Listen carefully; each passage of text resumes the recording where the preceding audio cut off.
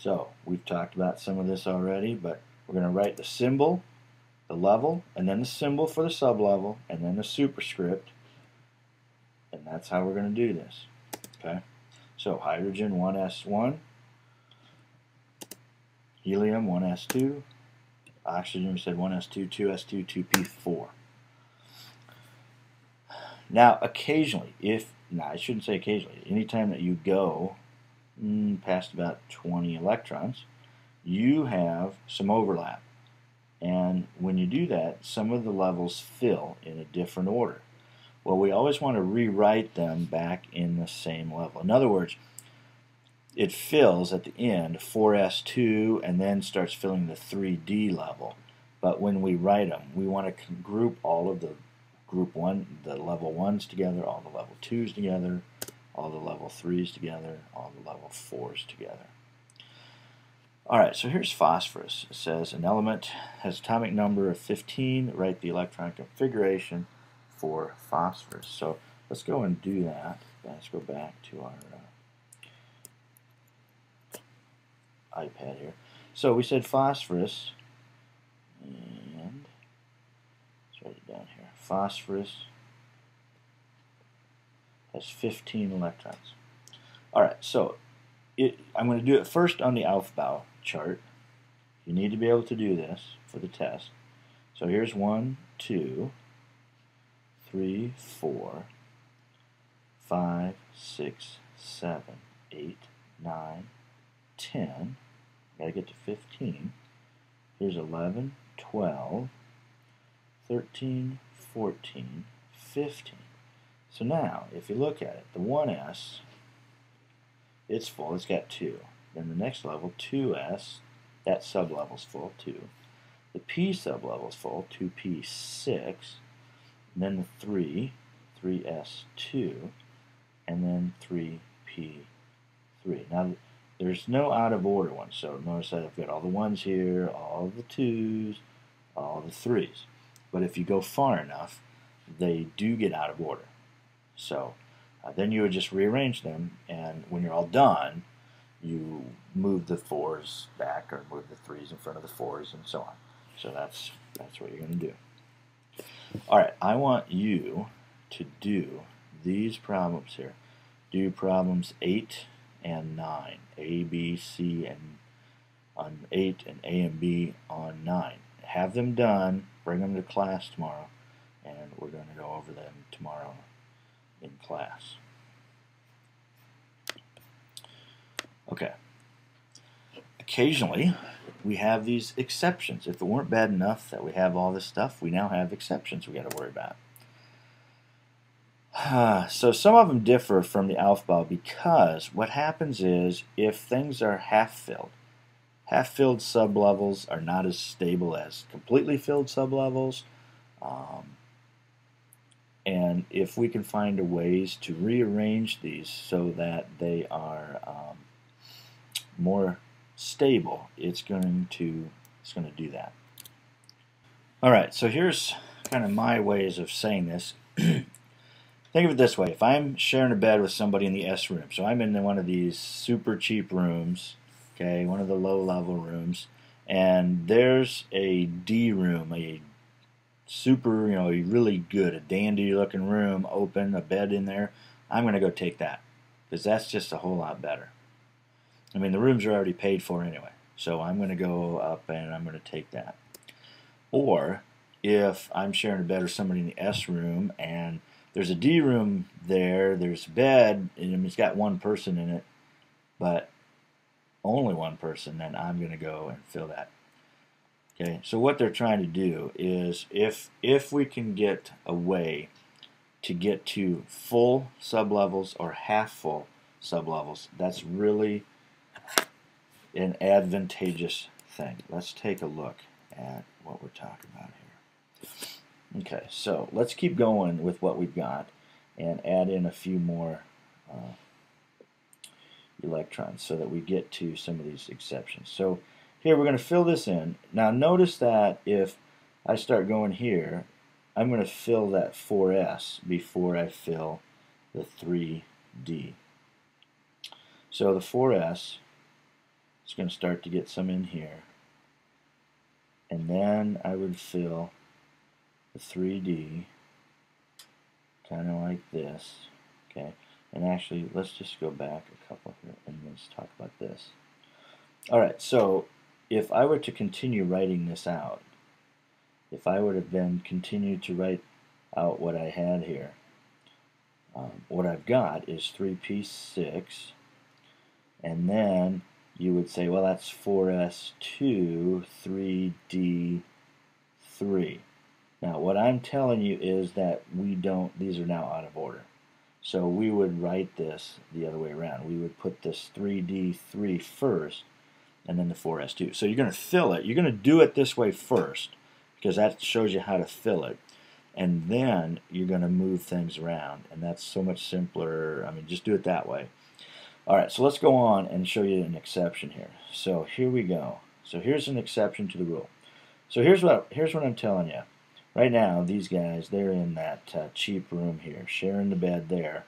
But you know what? There is an empty bed right there. So it is easy and actually stable to take that electron out and put it over here. Notice that now I have half-filled level here and a half-filled level here. So this one's half-filled and this one's half-filled. That's a stable thing. They wouldn't do this if they couldn't either be both half-filled or one of them half-filled, one of them all the way filled. Those are the kind of things that they're looking for to do that. So that's an exception. That's what's going to happen when you have it's something that ends in a D4. So at no time would you ever have a D4 because it's going to steal an electron and move it up to a 5. It's going to steal it from the 4s. So if we were to write this configuration here, let's get some of this stuff out of here. If we were to write the configuration that I have right now, it would be, and I'm going to do it in order, in the correct order when we write it here. It's going to be 3D5 4S1. Even though we would have originally been filling it, we would have gone 3P6, 4S2, 3D4, and then I would have said, oh, no, we can't have 4, so I'd take this guy and move him over there. Okay, so that's how we do that. The other exception happens. Let's go back and let's say that there was an electron in here now. And I've got these guys here. And I've got an empty, I don't have an empty bed, but I have a half-filled bed. Hey, if I'm going to have to share a bed anyway with this guy, then I'm going to go to the better room. I'm going to go to the D room, which is a much nicer room. Going to go up there, and so we're going to take this electron out of here.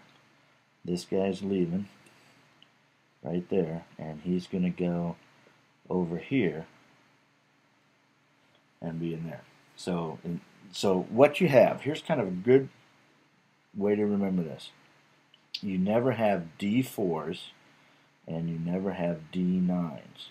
So anytime that you come to those, you finish with that, then you have exceptions. You're always going to steal one from the S in front of it and use that. So now, you're asking me, do you have to memorize this whole chart so that you always know the order that they fill in? No, there is an easy way to kind of do this, and let me show you how that works. Okay. If I want to figure out the order for filling, I'm going to write, I just need to start kind of writing the levels and sublevels that I have. So in the 1S, there's one sublevel. 2, there's S and a P. In 3, there's an S and a P and a D.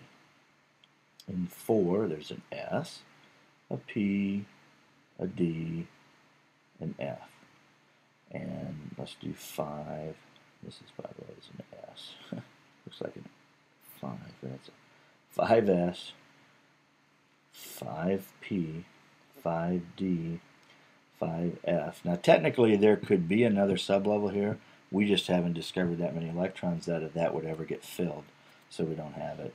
So I'm just going to kind of put another line in here, 6P, 6D. We don't even get to the 6Fs, and then we do get to some 7S's. Now, here's my order. Here's how I'm going to figure out the order that I'm going to go. Kind of just start and draw this way.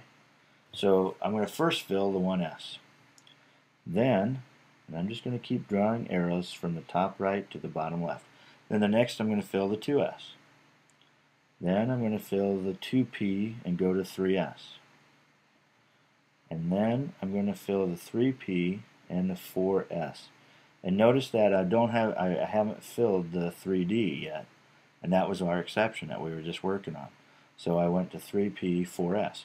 Then I'm going to fill the 3D, 4P, 5S. Then after that, I would fill 4D, 5P, 6S. So you can see once you get to here, once you get to that 3D area, actually the 4S area, you now start to have some exceptions, or I shouldn't say exceptions, but they're just filling out of order for all these things. They're not like the exceptions like you have for D4s and D5s. It's just that the order that they're filling, those levels. So in other words, the 4S level takes less energy to fill than the 3D level. Or in my hotel, the 4S room is cheaper than the 3D room. And then, here's our next one. This would be 4F, 5D, 6P. So if I was going to fill them in order, it's going to be 1S, and there's always 2. Then 2S, 2, 2P, 6, 3S, 2, 3P, 6, 4S, 2. Oops. Remember, now at this point, you are starting to fill the 4S before the 3D, before all the 3s are done. So when you're finished, you would rewrite and get them back in order. But I'm just going to continue to put them in. So then you'd have 3D, that goes to 10. You'd have 4P, that goes to 6. 5S to 2. 4D, 10. 5P6, 6S2. Then we get to 4F, 14, 5D10, 6P6, 7S2, 5F14, and so on. And that's pretty much the end of where we're at. And actually, I don't even think we get to a 3D or a 6D. So that's kind of our order. Now, I understand that this is confusing, but just look at how the chart's laid out. Could you draw something like that on a test and get your order? I think all of you can do that. It's really not as hard as it looks or as it sounds right now. It does get a whole lot easier.